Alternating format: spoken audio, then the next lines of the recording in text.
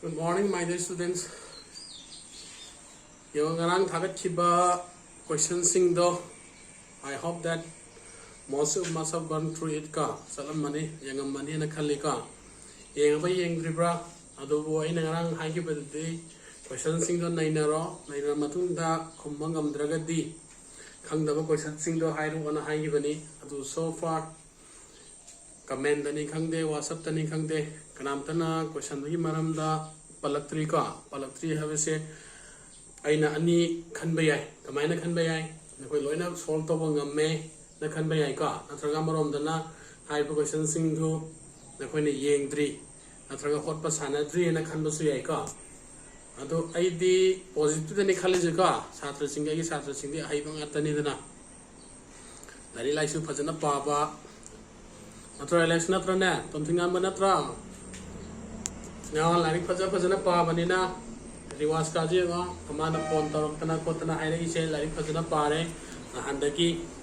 class he hobudagi sang nai na phajana like pa ba hore aduna ojana pira po homework sing je phajana sang nai na tawe na hai re haira banina ai ki wakhan da di ke do ga matam da akoi gumbana smaina tawra agadi lari haiba satra sing di akoi bu haite habi wana te ka makoi ji class te yang matam da kitang as compared to other ka atopa chhatra singa yang matam da khaji tang son bhabagi mami hoina lairabani na makoina adumaina thawai yauna honaraga di atopa chhatra singa hanagi phaba chhatra sing natra rosni nga je homework submit torok tri ka ngasi phabu ka namanabi sing di mayam tawnare yan taraba no yanga Angelina se homework tawna ina tawde hai gre ye aduma ajana munna tarab jani video se ka taramani ma wing palakpa tamadi khangjani kaino ga hai se ka mai tawre ga reaction ga sima ure ai no ure ka anama na ngarang sai homang tawna sana homang tawte ga na hai na aina hai angwa da pale ka adu ma se ka mu yam nam na ta ge do aina yeng bani ka adu ma phajana mun tare na ta pudi ma class tawa yaw na yaw re hai bani ka adu na mai tawna yenga Angelina oi dawna topa chhatra sing su phajana tawa yaw na targa di aina ngarang pi ba question sing do adum solve to bangam gani ka India natra yawa namanabi ro Angelina je ngo hojik thawai yauna lai yauri je ngo aduna nangi di homework udri ka aduna bindia nang homework submit to bai tawro yandar bai se khangda ba ko to ba lai raga di as usual dum hanga uka Angelina wai hangakna mana pira homework sing do ina piba sing do submit tawre correction tawdana ko tana tawri se ka amai tawdane ngo namanabi sing su atai sungai sab manai amana hele amana wale haibana te ga aduna na koi kudimak sa mana badina aina wakhanda loina tawramani submit tawtraga suka na yenem gi copy singda phajana photo ga thamam gani habi wakhalon dani aina lairise andu na yanga garangi thake gi question sing to once again amusu hairi ka kari hairi khangdaba khotaba yauraga di adum hairo u hangoi ba pokoi ba tawganu ka ikaidana hangaga dum hangdraga di eda hogani khangdaba do na koi katang wai haudaini aduna heng paikhada khangdaba question sing do hangjelakpa targa di edo tiba paikhada ma kumbang maroi answer kumbang maroi ka answer kumbang drabani na kedore koi ma phangba wagani kendarba aduna ma khongdo full phangma ngamna bu kidang ta kedore hai question sing do phajana solve torga phajana thammo khangdaba yarga di hairo na traga nang answer do check to honinga ka su yandai ka Nakoin holy question sing the SR I in holy question sing and check to you haragasu. You are most welcome ka. Sukaite I don't check to roke ka. Do not nakoin su. I question sing the pots and the cotton toro. Yandareka. Other than Yanga, comment the kind of Pira Krabanina, like Makasa Zika. Example the examia way. Other Tazu Chalabak than cover the Hosika. Cover the Hoda with the exam Hosik, Matam Sitatang Suta only have a say. Koi routine pidri banina tawmoti tawrani aduna exam gi schedule khanga matung da exam do gi nonini wal in the revision sala masuka da hojikti kai da usiga matam da class adum kar chathagi sika aduna yanga ngasi gi takotoi chapter je kaina another topic ni ka hana gi 5.1 loigra matung da another topic laktoi ni ka lakotoi ba topic sigi da laktoi je kaini yanga AP series samagi ka AP series samagi n subatam do n term of an AP hai ka AP सिगी n सुबह ताम दा कया ओइरकदगे है खुदा Moin example दे उसे यंगा AP series में पीरे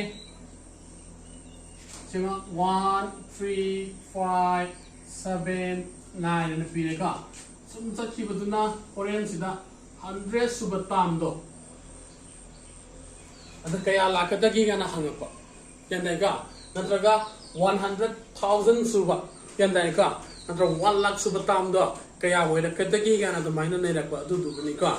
यम लाई कैसुक लुब नते का कइना concept अमा कतंग नत्र फॉर्मुला अमा कतंग खांगा गदी यंदारबा अदुदना कमाई तौदुनी यंगा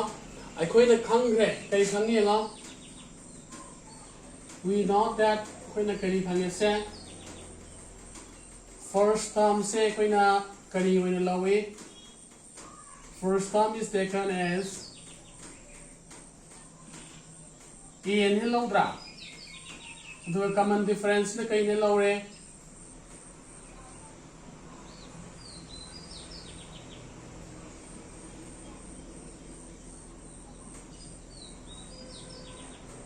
हेंदाई को से A करीनो D करीनो अनौ बनते को से लोई खंगा बंगातनी खंग्रा रोसिका खंग्रा खंगी का A जे अनौ बनते का first term of an AP दुगी फर्स्ट टर्म नि तो D ने करी होइबा कॉमन डिफरेंस तुनी का सिमा ज्ञान तारे का बिनया खंगी का यंगा तो तागती अखोइने खंगरे करी खंगरे यंगा सेकंड टर्म से कनागा माने है कि अखोइना फर्स्ट टर्म दुदा कॉमन डिफरेंस D जे तिनजलगा माने है कि का मरांगी एक्सरसाइज 1.1 दा यावगिबदो देन अदुई मतुंग दा थर्ड टर्म पे दवी थर्ड टर्म से सेकंड टर्म दुदा कॉमन डिफरेंस D जे तिनजला फंगिद्रा फंगी का अदु तादि सेकंड टर्म से मु कनानो सिदा first term plus common difference नत्रा and it can be written as kama ibe are A plus A kanani nga B plus D maila oidra nga sigi A2 se kanana silaiba C ne silaiba yandai ka aduna A2 se kana lai ne sai sibo natra D di masagi dum lai jare natra da kone kari fange A plus twice D na fange yandai ka lesa manane nga 4 term du mu pe dawgi nga 4 term se kone kana fangi third term to the common difference D se tinjala fangi natra ntai kana yo third term se kana hoy gene nga sai A plus twice D plus D lai re ni kana fangi sa A plus twice D lai re yan dar se odare kone kari thangi nga first term se kone A ni ka A se kamai bi ya A plus 0 D ni ibe abra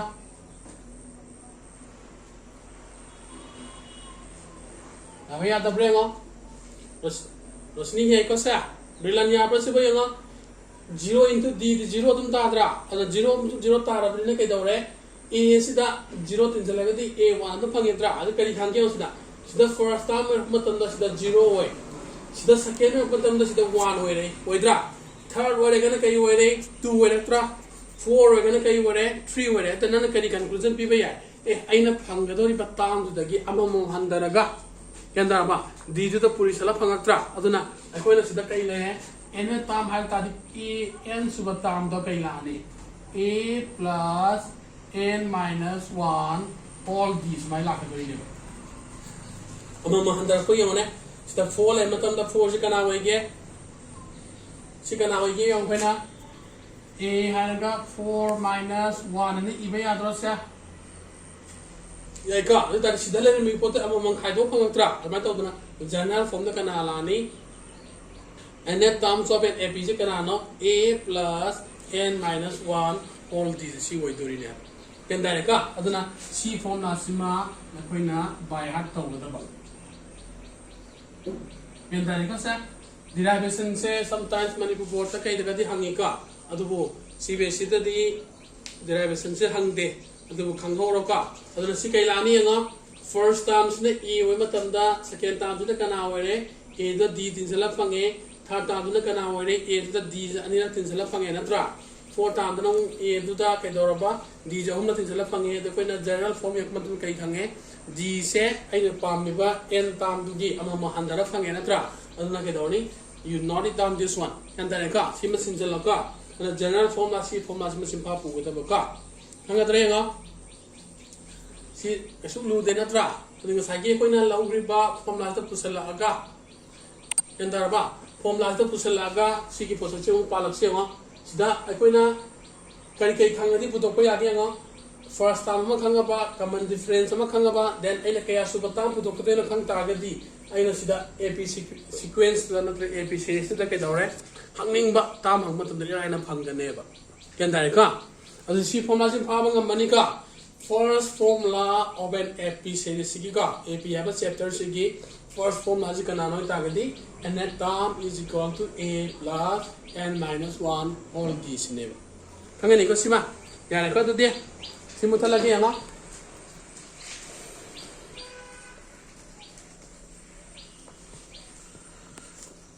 Hozit na inagri ba formula sida base tawraga hangba ya question se kamaina hangakadage daga kari question probable question ke lakadage yengse na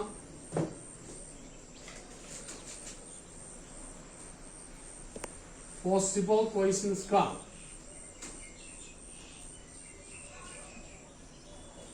yana sida hangba ya question se first one da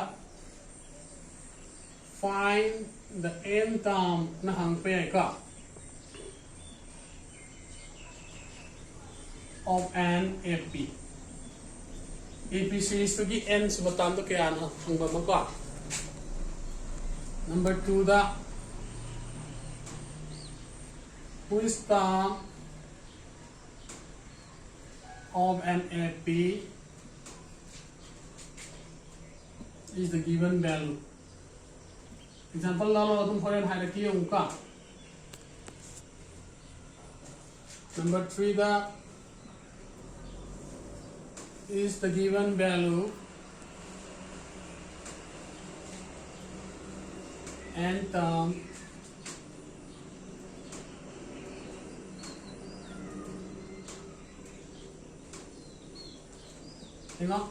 haiba and term haiba form asi da ai na hangba ba question se si question ahum sini ka kaina ganda apc su gi ends batam puthoro haiba na hang mama aduga ya su batam da sigi value se lera kada gi haiba ma nadraga na piri ba value se apc su gi tamamo oira kadra nadraga oiro aidra na hang mama adunga sagi si da yaw gudur ba n gi value se kai udina tan n su be a natural number ne ka natural ba ga ina first subatam, second subatam, third subam hai benatra. And the first, second, third sakrabnina 1, 2, 3 na salinika. And the 1, 2, 3 salabne ke daure. 1, 2, 3 are the kay weba natural number natra. Other natural number oira benina ke daure. Sigi value se n di value se koi na kari wegi tamna. Natural number wegi tamne ha. The example di yung senga number 1. Say APC this number pire. Sigi example ni ka. You know, APC is 2, 3. Atang sa holan sika 2, 5, 8, 11. Sisa kaya kalasi. Question na kay hange find 20 term. May hange kalasi. Kun suba hay APC si kun suba term to kaya way kada gyan hang ko pa. Tadi yang sida solution to kamay na agad dagi yang 8p da kana lai koi na 2 5 8 11 sa kay na tra adu si oi ra bri na kay nga here a si kana oi re 2 oi re ka d na kana oi re 5 minus 2 that is 3 lai na tra hangai sta kya na n is 20 sa bani na n would be equal to 20 yan tare ka aduna sidi nga koi na khange kari khange si formula se kana se a plus n minus 1 all d na tra udari a se kana silani 2 na silani n se kana silani that will be replaced with 21 minus d se kana 3 se minus ka udari kay pangi nga 2 plus cd 19 into 3 we can tare se 2 cd ka pangi 57 so how much will be 50 ga 9. Yan tadi ka. And n the value is kya ho raha ba? Therefore, the 20 term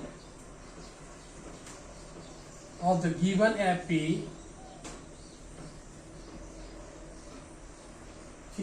is 59. And then ka tabu to hai roi drasiba lu brasiba lu de natrone yango n zina 10 su batam bu to ani n 10 na silani 100 su batam bu to ani n 100 na silani ka somai la ka doini yan dar basa okay si ma sin jalo yango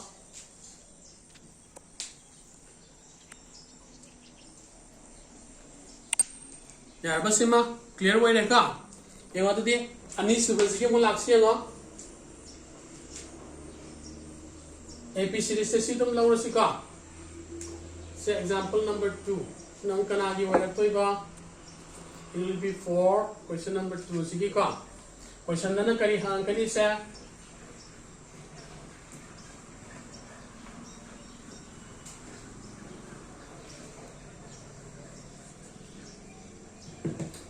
सीधा कमाएं यो wisdom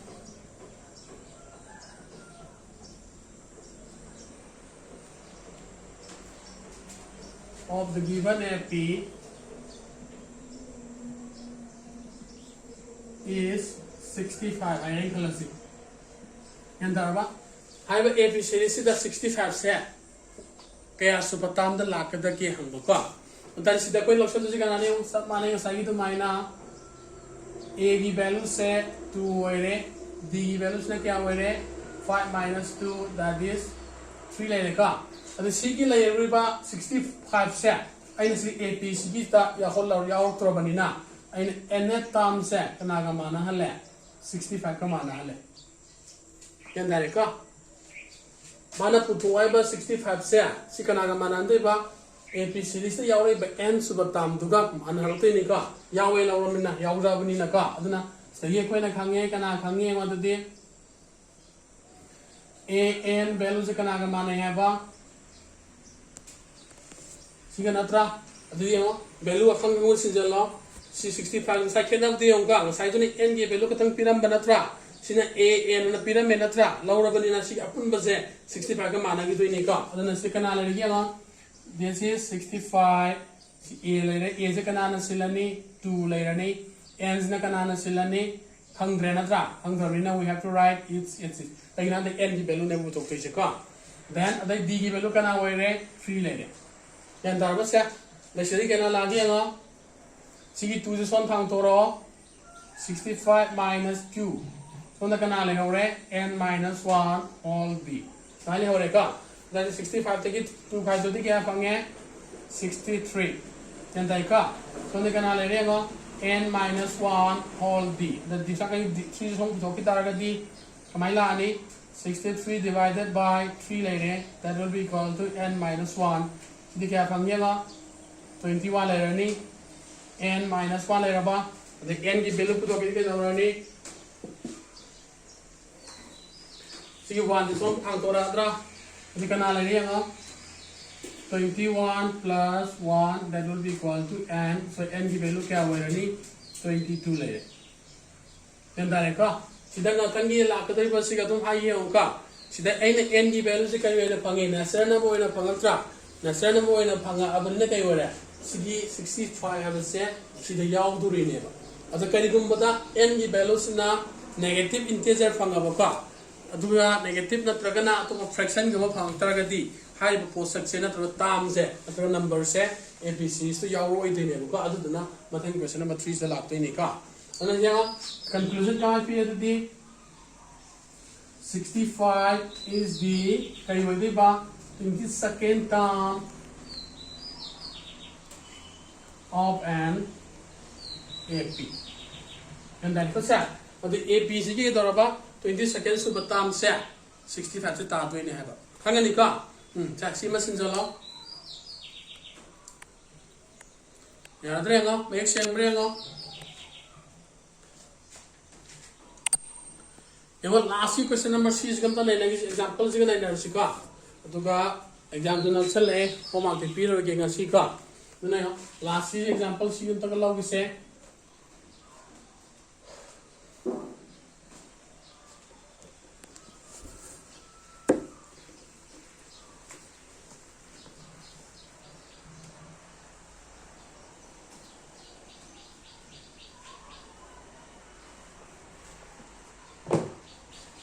Sina number 3 the ka. Question kamay hangani is 75 n term of an AP. AP sigi 75 have a piriba AP sigi tam the lakatra atra kaya suba tam no way din hangini ka. Sigi samani yango kaya suba tam the lakatra ki atra tam se lakatra la idra hang panina ka. Sigi posa layan lausalani na ko na kari way sa. Here A is kana way 2 way ka. D is na kana way 5 minus 2 equal to 3 le ka. Dagi mo kana le A n sina 75 so way ni. And darba the ko na khangi ba form na to pusala sengo A n is equal to kana le ba A plus n minus 1 all d le ka. The A n kana way 75 way A is kana na silani 2 na silani n से खंग दमिया तुम था मैं तो कना ले 3 ले का इसी का नाम यो 75 minus 2 equal to n minus 1 all d 75 से कि 2 खाई दो दी क्या पंगे 73 ले रहे n minus 1 all d तो d जो 3 सम पुतोरो माले रत्रा सी n अब याद रहेगा n अब याद रमीने के दाने तुम थम्बनी न 1 सम पुतोरा दी LCM long for on the whole zika. I think it's LCM long tray. How much you get? 3 panganika. This is 73 plus 3 will be equal to n. The canal is 76 by 3 is equal to n late. Other n की value से पहले करीब पंगे. First में ना पंगा therefore तो ना कहीं दौरे which is not a natural number.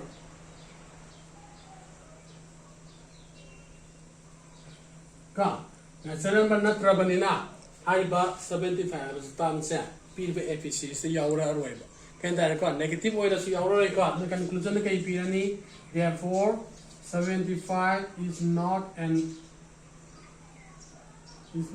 term of the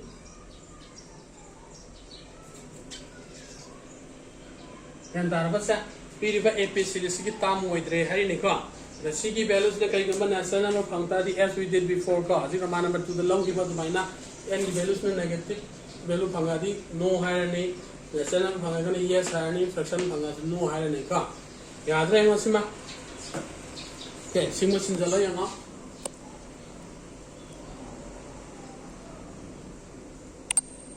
यानी को तो दिका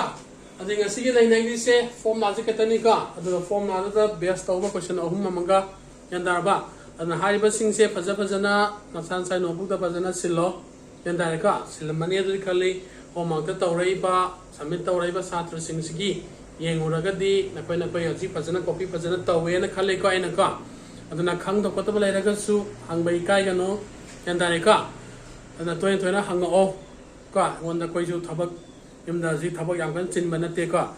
chin banate hari se isa sai personal wa pudi mayam lai but your knowledge or your questions are more valuable to us ka koi da hena maru eba se na koi hena khanghan ning ba na koi wa hena ning ba na koi na question inquiry tor ko tu ni ka fare atu di lasigi sida lo shala sika aduga aye matung ta ba aye mu thangna rasi ari fajab jana para ga layu ka ke then fajab jana imda layu ka